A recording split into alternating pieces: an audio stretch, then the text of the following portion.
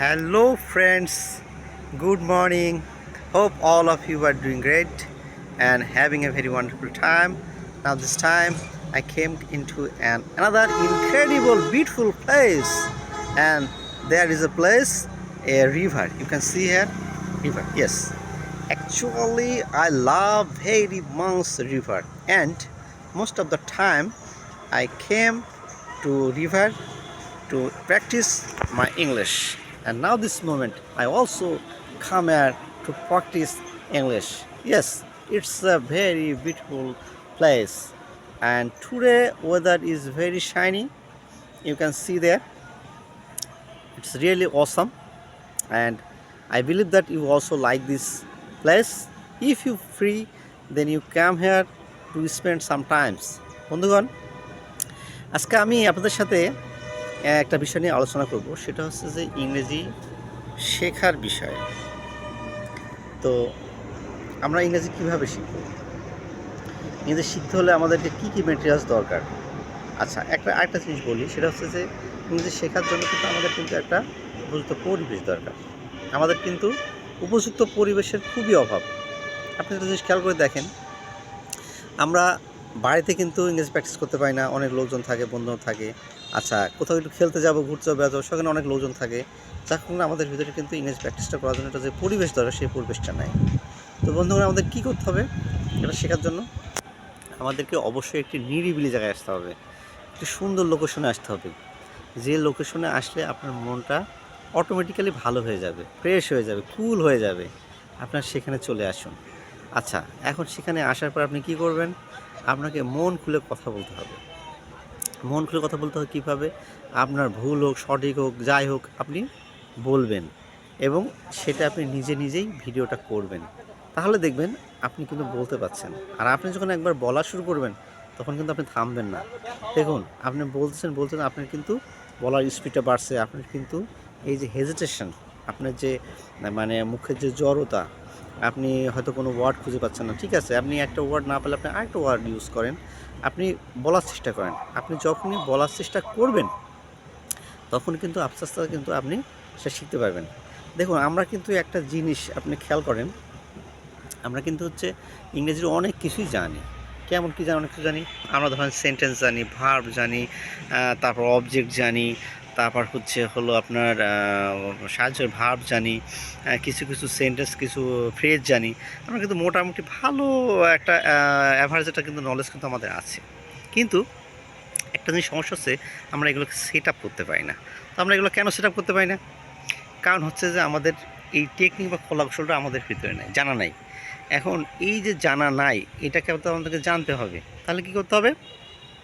তাহলে এই টেকনিকটা জানতে হলে আমাদেরকে বিভিন্ন ধরনের ম্যাটেরিয়ালসের হেল্প নিতে হবে। যেমন আমরা ইংরেজি শেখার জন্য এখন বর্তমানে কী করতেছি, বেশিরভাগ ক্ষেত্রে কিন্তু দেখি যে হলো আমরা বিভিন্ন ইউটিউব, ফেসবুক এগুলোতে কিন্তু এগুলো সাপোর্ট নিচ্ছি। তো এগুলো সাপোর্ট আপনি নিন। আপনাকে ইংরেজি শেখার জন্য যে প্রথমে যে কোচিংয়ে দৌড়াতে হবে এমন কথা নাই।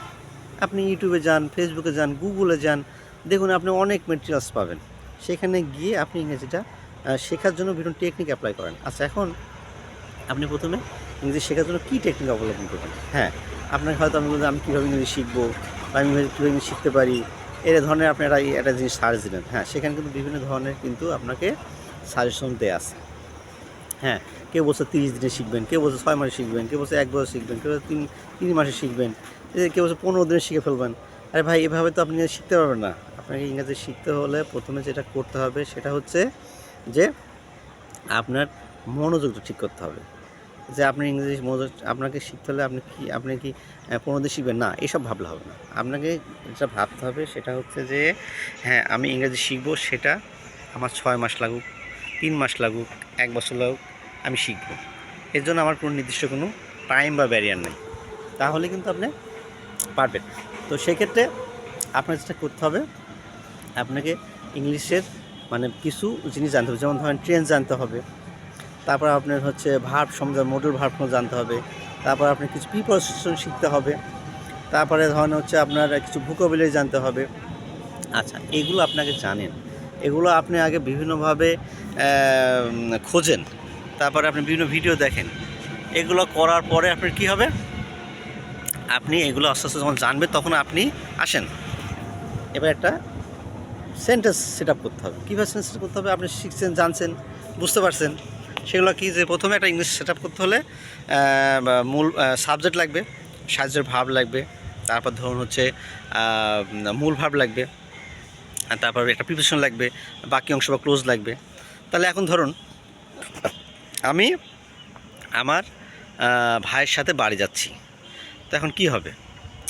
I am going to home with my brother. তো এখানে আমি কী বসালাম? এখানে আমি প্রথমে সাবজেক্ট বসালাম, সাহায্যের ভাব বসালাম, মূল ভাবের সাথে আইন যোগ করলাম, একটা প্রিপোজিশন দিলাম এবং বাকি অংশ পাঠিয়ে দিলাম। তাহলে কিন্তু আমার এটা কিন্তু সেন্টেন্স হয়ে গেল।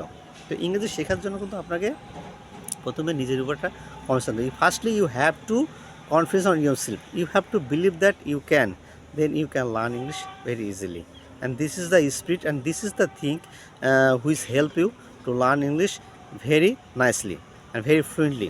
কারণ আমি বিশ্বাস করি যদি আপনি এভাবে ভাবেন, যদি এভাবে আপনি চেষ্টা করেন, তাহলে কিন্তু আপনি শিখতে পারেন। আরেকটা জিনিস বলি, সেটা হচ্ছে যে আপনি 1 দিন 2 দিন 4 দিন 5 দিন খুব স্পিড নিয়ে শিখলেন ইংরাজি, তারপর কী করলেন 2 দিন 4 দিন নাই, গ্যাপ, হারাই গেছেন। ঠিক আছে, শিখবো না, অসুবিধা নাই, আজকে গেল কাল করবো, এটা করলে হবে না। আপনাকে কিন্তু you have to practise regularly. আপনাকে কিন্তু প্রতিদিন কিছু না কিছু প্র্যাকটিস করতেই হবে, সেটা অল্প করে হলেও করতে হবে। যেমন আমি করি everyday, every single day, every single time I am trying to practise to gather more knowledge to learn English. দেখুন আমি কিন্তু প্রতিদিন চেষ্টা করছি, কিছু না কিছু প্রতিদিন চেষ্টা করছি, বলতেছি এবং ভিডিও করতেছি। Actually I am making this video for my practising. যদি আমি বেশি বেশি করে প্র্যাকটিস করি, বেশি বেশি করে চেষ্টা করি, অবশ্যই আমি পারবো। এবং আমি কিন্তু অনেক অনেক অনেক আগে তো কথাই বলতে পারতাম না, মুখ কথাই বেরোতো না, এখন কিন্তু আমার কিন্তু অনেক কিন্তু অ্যাপ্রুভ মানে অনেক কিন্তু আমার কিন্তু ইমপ্রুভ হয়েছে, এটা আমি বুঝতে পারছি। তো friends, if you think like this, of course you must will do, and আপনি অবশ্যই পারবেন এবং আপনি চেষ্টা করুন, you will try, then you will be success. Friends, today আসলে অনেক বড় হয়ে গেল, আমি আর ভিডিওটা অনেক বড় করতে চাচ্ছি না। I have to go now, and now this time I will go to a market to buy something. যাই হোক, অনেক কিছু বললাম, আপনাদের ভিডিওটা ভালো লাগবে। If you like my video, then please stay with me by like, share, and of course you will do my channel, subscribe my channel, and my channel name is English Sync. Please go to YouTube channel and subscribe my channel. Till then, have a good day. Bye bye. See you.